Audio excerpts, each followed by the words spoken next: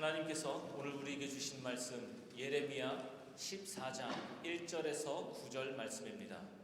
이제 제가 하나님의 말씀을 봉독하겠습니다. 주님께서 계속되는 가뭄을 두고 예레미야에게 말씀하셨다. 유다가 슬피 울고 성읍마다 백성이 기력을 잃고 땅바닥에 쓰러져 탄식하며 울부짖는 소리가 예루살렘에서 치솟는다. 귀족들이 물을 구하려고 종들을 보내지만 우물에 가도 물이 없어서 종들은 빈 그릇만 가지고 돌아온다. 종들이 애태우며 어찌할 바를 모른다. 온 땅에 비가 내리지 않아서 땅이 갈라지니 마음 상한 농부도 애태우며 어찌할 바를 모른다. 들녘의 암사슴도 연한 풀이 없어서 갓 낳은 새끼까지 내버린다. 들나귀도 언덕 위에 서서 여우처럼 헐떡이고 뜯어먹을 풀이 없어서 그 눈이 흐려진다. 주님, 비록 우리의 죄악이 우리를 고발하더라도 주님의 이름을 생각하셔서 선처해 주십시오. 우리는 수없이 반역해서 주님께 죄를 지었습니다. 주님은 이스라엘의 희망이십니다. 이스라엘이 환난을 당할 때에 구하여 주시는 분이십니다. 그런데 어찌하여 이 땅에서 나그네처럼 행하시고 하룻밤을 묵으러 들른 행인처럼 행하십니까? 어찌하여 놀라서 어쩔 줄을 모르는 사람처럼 되시고 구해줄 힘을 잃은 용사처럼 되셨습니까? 주님, 그래도 주님은 우리들 한가운데 계시고 우리는 주님의 이름으로 불리는 백성이 아닙니까? 우리를 그냥 버려두지 마십시오. 아멘. 어떤 아이가 넘어졌습니다. 그래서 웁니다.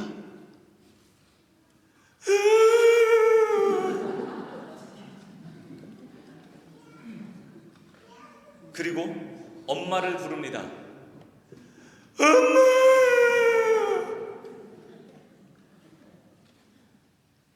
그러고 보니 제가 우는 게 전문이네요. 이 아이는 왜 우는 걸까요? 단순히 넘어져서 우는 걸까요? 아파서일까요? 물론 아파서 울 수도 있습니다. 아이니까. 그런데 사실은 그보다 더 분명한 이유가 있습니다. 엄마가 빨리 자기에게 와서 그 아픈 곳을 한번 봐주고 그 다음에 자기를 안아주기를 원하기 때문입니다. 그래서 아이는 웁니다. 아이는 엄마가 없는 줄로 알고 우는 것이 아닙니다. 엄마가 어디 있는지 몰라서 부르는 것도 아닙니다. 엄마는 분명히 가까운 곳에 있고 자기를 보고 있을 거라는 확신이 있기 때문에 우는 것입니다. 자기의 울음소리에 반드시 반응할 것이라는 그 믿음이 있기 때문에 아이는 울고 부르고 그리고 소리칩니다. 만약 아이가 정말로 우리 엄마는 나에게 관심이 없어 라고 생각한다면 그러면 어땠을까요? 그래도 아이가 울었을까요? 그러면은 아마도 아이는 울지 않았을 것입니다. 그리고 부르지도 않았을 것입니다. 그냥 아파도 참고 혼자 울음을 삼켰을 것입니다. 오늘 우리가 함께 본 예레미야의 기도가 바로 그렇습니다. 예레미야는 하나님께 이렇게 묻습니다. 주님, 우리가 이렇게 울고 있는데 왜 나그네처럼 계십니까? 왜 구해줄 힘이 없는 그 힘을 잃은 용사처럼 그렇게 보이십니까? 이 말은 주님, 왜 지금은 우리와 마치 상관없는 분처럼 그렇게 하십니까? 왜 그냥 지나가는 사람처럼 보이십니까? 라고 하면서 호소하는 것입니다. 이 질문은 불신앙의 모습이 아닙니다. 오히려 하나님이 계시다는 사실을 너무나 분명히 알고 있기 때문에 나온 말입니다. 예레미야는 하나님의 임재를 의심하며 등을 돌린 것이 아닙니다. 그 임재를 붙들고 하나님 앞에 정직하게 호소하고 있는 것입니다. 지난 2주 동안 우리는 하나님의 임재가 먼저 선포되고, 그리고 그 임재가 우리의 삶 속에서 드러난다는 사실을 말씀을 통해서 봤습니다. 오늘 말씀은 그 다음 이야기입니다. 하나님의 임재를 믿는 사람은 하나님이 아무 응답이 없는 것처럼 느껴질 때에도 하나님을 떠나버리지 않습니다. 기도해도 아무 소용이 없구나 하고 마음을 닫지 않고, 지금 이 아픔을, 지금 내가 당하고 있는 이 고통을 혼자 견뎌야 한다고 생각하지도 않습니다. 오히려 하나님의 임재를 붙들고 그 자리에서 하나님 앞에 더 가까이 다가가려고 합니다. 하나님께 묻고 부르고 호소합니다. 오늘 우리가 본 예레미야 14장은 하나님의 임재를 믿는 사람이 아무 응답도 들리지 않는 것 같은 현실 속에서 하나님 앞에 어떻게 서 있는지를 보여줍니다. 그가 서 있던 자리는 문제가 해결된 자리가 아닙니다. 상황이 좋아진 다음도 아닙니다. 아무것도 달라지지 않은 현실, 기도해도 응답이 없는 것처럼 느껴지는 바로 그 자리입니다. 예레미야는 그 자리에서 침묵하지 않았습니다. 비참한 현실을 그냥 보기 좋게 포장하면서 상황을 덮어버리지도 않았습니다. 마치 늘 괜찮은 사람인 것처럼, 그것이 믿음이 좋은 신앙인의 모습인 양 억지로 낙천적인 생각을 하려 하지도 않았습니다. 그는 그 현실을 그대로 안고 하나님 앞에 나아가 말합니다. 하나님께 묻고 부르고 호소합니다. 이것이 하나님의 임재를 믿는 사람이 하나님 앞에 서서 그 믿음을 기도로 드러내는 모습입니다. 7절 말씀을 다시 보겠습니다. 주님, 비록 우리의 죄악이 우리를 고발하더라도 주님의 이름을 생각하셔서 선처해 주십시오. 우리는 수없이 반역해서 주님께 죄를 지었습니다. 예레미야의 기도는 주님, 지금 상황이 이렇게 어렵습니다 라는 말로 시작하지 않았습니다. 우리가 기도할 때 자주 하는 방식처럼 그냥 내 상황을 다 늘어놓고 내 사정이 왜 이렇게 되었는지 그렇게 설명하지도 않았습니다.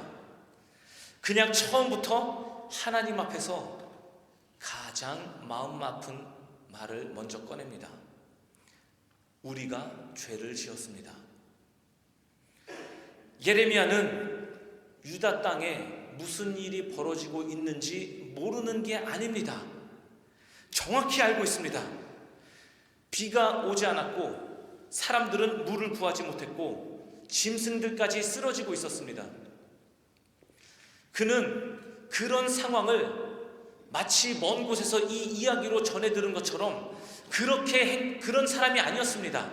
그 고통을 한가운데서 같이 경험하고 있었습니다. 그런데 예레미야는 이스라엘이 처한 이 현실을 하나님께 하나하나 설명하지 않았습니다. 예레미야에게 이 현실은 자신에게 주어진 하나의 질문이었습니다. 피할 수 없는 질문이었습니다. 주님, 우리의 죄악이 우리를 고발하고 있는데 왜 주님은 침묵하시는 것처럼 보이십니까? 예레미야는 이 고통을 스스로 이해하고 정리해서 넘어가려 하지 않았습니다. 괜찮아. 다 괜찮아. 하고 하면서 자신을 달래면서 이 아픔을 그냥 애써 억누르지도 않았습니다. 사실 우리도 이러한 비슷한 경험이 다들 있지 않습니까? 왜 이런 일이 나에게 일어나는지, 왜 하필 나에게, 도무지 이해가 되지 않을 때, 기도해도 상황은 달라지지 않고 하나님은 아무 말씀도 하지 않으시는 것처럼 느껴질 때, 그런 때가 다들 있지 않으십니까? 그때 우리는 종종 이런 마음으로 그 상황을 극복하려고 합니다. 시간이 지나면 다 괜찮아질 거야.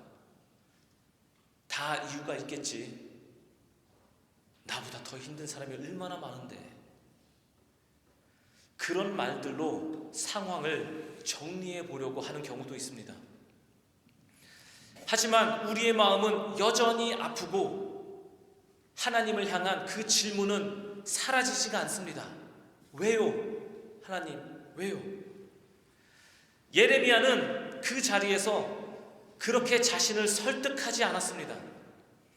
아픈 그대로, 그 상황 그대로, 아직 답이 없는 질문 그대로 하나님께 나아갔습니다. 마음속에서 해결되지 않은 그 질문을 아는 채 하나님 앞에 섰습니다. 그리고 그 자리에서 고백합니다. 이 고통은 그냥 생긴 일이 아닙니다. 우리의 삶이 하나님 앞에서 어디까지 무너졌는지를 보여주고 있습니다. 그래서 예레미야는 문제부터 해결해달라고 기도하지 않았습니다. 상황을 먼저 바꿔달라고, 이 죽을 것만 같은 이 가뭄을 먼저 바꿔달라고 요청하지도 않았습니다. 그는 하나님 앞에서 이 현실을 가장 정직하게 인정하는 자리부터 섰습니다. 주님, 이 상황을 바꿔주세요가 아니라 주님, 우리가 잘못했습니다 라고 먼저 말합니다. 이것은 절망에 빠진 고백이 아니라 하나님 앞에서 현실을 가장 정직하게 마주하는 태도입니다. 이것이 예레미야의 기도였습니다. 가장 정직하게 하나님 앞에 마주하는 것.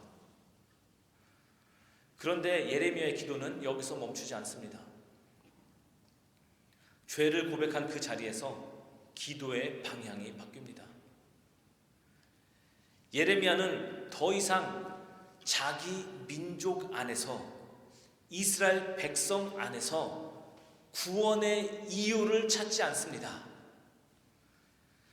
사실 찾을 수도 없습니다. 그래서 사람을 보지 않고 하나님을 바라봅니다. 왜냐하면 사람이라는 존재는 더 이상 내세울 것이 없다는 것을 알았기 때문입니다. 의로움도 없고 변명할 말도 없고 하나님 앞에서 예쁘게 보일 만한 구석도 없다는 것을 그는 너무 잘 알고 있기 때문입니다. 그래서 그는 사람을 보지 않았습니다. 하나님의 이름을 붙들었습니다. 주님의 이름을 생각하셔서 선처해 주십시오. 우리 때문에 우리를 선처해 주시는 것이 아니라 주님의 이름을 생각하셔서 우리를 선처해 주십시오. 이 말은 우리가 그래도 이만큼 했으니, 이 정도 했으니 도와달라는 말이 아닙니다. 우리가 아직 가능성이 있으니 봐달라는 말도 아닙니다. 주님의 이름을 생각하셔서 선처해 주십시오. 이 말은 우리는 더 이상 내세울 것이 없으니 오직 주님의 이름만 붙들겠다는 회개의 고백입니다. 그리고 이어지는 8절과 9절에서 예레미야의 기도는 더 하나님을 바라봅니다. 주님은 이스라엘의 희망이십니다. 이스라엘이 환난을 당할 때에 구하여 주시는 분이십니다. 이렇게 기도합니다. 그런데 정작 현실은 희망이라고 부르기에는 너무 비참합니다. 하나님이 나의 구원자라고 고백하기에는 하나님이 너무 조용해 보입니다. 그래서 예레미야는 묻습니다. 왜 나그네처럼 계십니까? 왜 하룻밤 잠시 왔다 묵고 가는 그런 나그네처럼 계십니까? 왜 힘을 잃은 용사처럼 보이십니까? 이 말은 하나님을 비난하는 말이 아닙니다. 믿음이 없어서 나온 말도 아닙니다. 오히려 하나님이 계시지 않다고 생각했다면 이 질문 자체가 필요 없었을 것입니다. 차라리 침묵했을 것입니다. 포기했을 것입니다. 그냥 제 살 길 찾아갔을 것입니다. 그러나 예레미야는 하나님이 여전히 자기들 가운데 계신 분이라는 사실을 믿었기에 그 임재를, 하나님의 임재를 붙들고 끝까지 말합니다. 그래도 주님은 우리 한가운데 계시지 않습니까? 우리는 주님의 이름으로 불리는 백성이 아닙니까? 우리를 버려두지 마십시오. 우리가 지난 몇 주간 임재에 대해서 찬양을 했죠. 우리 가운데 계신 하나님. 그래도 하나님은 우리와 함께 여기에 계시지 않습니까? 여기서 예레미야는 구원의 근거를 분명하게 밝힙니다. 우리가 잘해서도 아니고 우리가 옳기 때문도 아닙니다. 주님이 우리 가운데 계시기 때문입니다. 그것이 구원의 근거였습니다. 주님이 우리 가운데 계시기 때문에, 우리가 주님의 이름으로 불리는 백성이기 때문에, 우리가 하나님의 자녀이기 때문에 그것이 구원의 근거였습니다. 이것이 예레미야의 기도입니다. 그리고 이것이 하나님의 임재를 믿는 사람이 하나님 앞에 서는 방식입니다. 하나님이 우리 가운데 계시기 때문에. 예레미야의 기도를 들으면서 우리는 서두에서 넘어져 울던 아이의 모습을 다시 떠올릴 수 있습니다. 그 아이는 엄마가 어디 있는지 확인하려고 울었던 것이 아닙니다. 엄마가 자기에게 관심이 있는지 없는지를 시험하려고 부른 것도 아닙니다.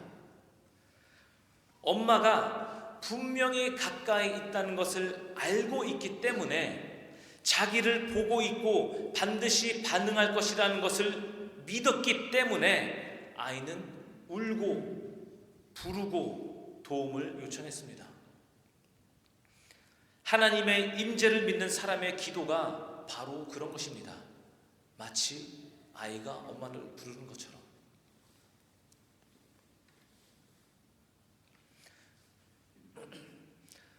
우리는 하나님이 계시지 않다고 의심해서 부르짖는 것이 아닙니다. 하나님이 우리를 버리셨다고 확신해서 호소하는 것도 아닙니다. 하나님이 여전히 우리 가운데 계시고 우리를 보고 계시고 결국 응답하실 분이라는 믿음이 있기 때문에 우리는 기도로 나아가는 것입니다. 하나님의 임재를 믿는 사람은 그 침묵 앞에서, 언제 끝날지 모르는 그 침묵 앞에서 돌아서지 않습니다. 그 임재를 붙들고 끝까지 하나님께 말합니다. 지난 2주 동안 우리는 하나님의 임재는 먼저 선포되고 그 임재는 삶 속에서 드러난다는 것을 말씀을 통해서 봤습니다. 오늘 말씀은 거기에서 한 걸음 더합니다. 하나님의 임재를 믿는 사람은 그 임재를 붙들고 하나님께 호소하며 살아간다는 것입니다. 기도는 우리의 상황을 잘 포장하는 것이 아닙니다. 믿음 좋은 말로 현실을 덮는 행위도 아닙니다. 믿는 믿는 사람이 왜 이래? 이러면서 우리를 그 고통을 누르는 사람들이 아닙니다. 기도는 하나님의 임재를 신뢰하기 때문에 하나님께 끝까지 말하는 것입니다. 끝까지 말하는 것. 부르짖고 묻고 때로는 이해되지 않는 그 마음까지 그대로 가지고 하나님 앞에 서는 것입니다. 지금 우리 앞에 기도가 막힌 것처럼 느껴질 때가 있습니까? 오랫동안 기도해 왔는데, 때로는 수년 동안 기도해 왔는데 그 기도가 아직까지도 막혔다고 느껴지십니까? 하나님이 아무 말도 하지 않으시는 것처럼 느껴지는 순간이 있습니까? 그곳은 하나님이 떠난 자리가 아닙니다. 내 믿음이 사라진 자리도 아닙니다. 오히려 기회입니다. 그 자리는 하나님이 계시다는 것을 믿기 때문에 하나님께 더 가까이 갈 수 있는 자리입니다.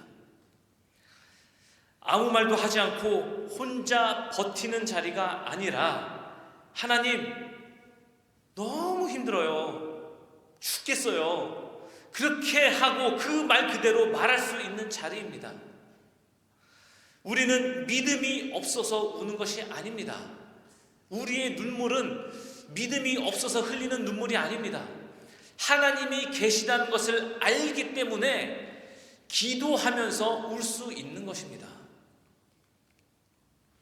그렇기 때문에 하나님의 임재는 문제가 다 해결된 그 자리에서 그 다음에 알 수 있는 것이 아닙니다.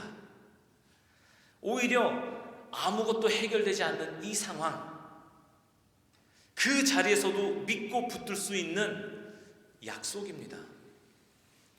그래서 우리는 하나님 앞에서 제가 잘 믿고 있습니다 라고 스스로 애써서 증명할 필요도 없습니다.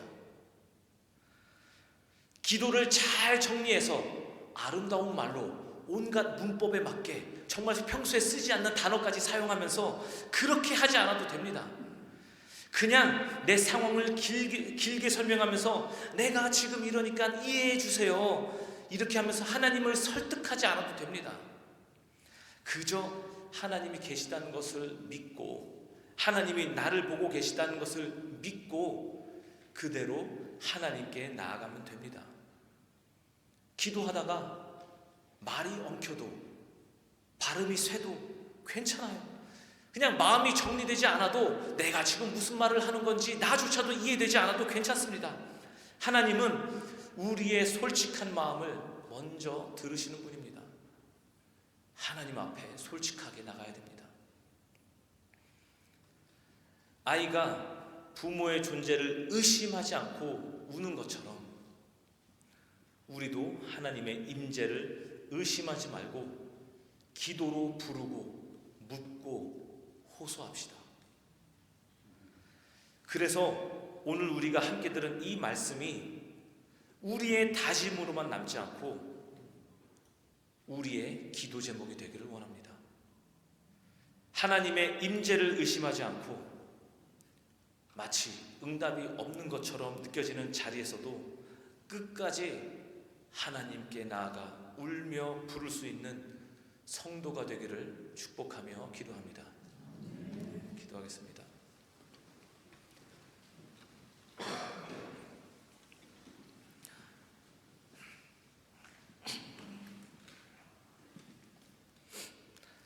하나님 아버지, 오늘 말씀을 통해 우리가 지금 어디에 서 있는지를 다시 보게 하시니 감사합니다. 살다 보니 우리가 여러 가지 일을 겪습니다. 어떤 때는 기도해도 아무 응답이 없는 것처럼 느껴질 때가 있고, 하나님께서 너무 잠잠하신 것처럼 느껴질 때도 있습니다. 그럴 때 우리는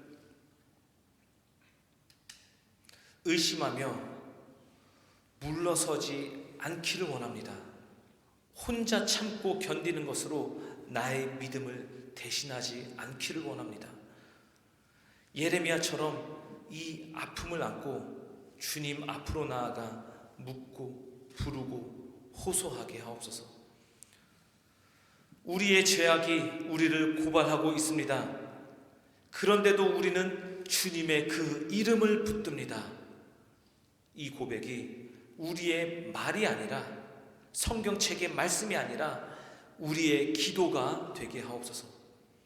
지금 드리는 이 기도가 오늘 이 자리 예배당 안에서만 머무르지 않게 하시고 각자의 삶의 자리에서도, 가정에서, 학교에서, 직장에서 계속해서 이어지는 기도가 되게 하옵소서. 응답을 기다리는 자리에서도, 하나님의 침묵으로 느껴지는 순간에도 하나님의 임재를 놓지 않는 성도가 되게 하옵소서. 예수 그리스도의 이름으로 기도드립니다. 아멘.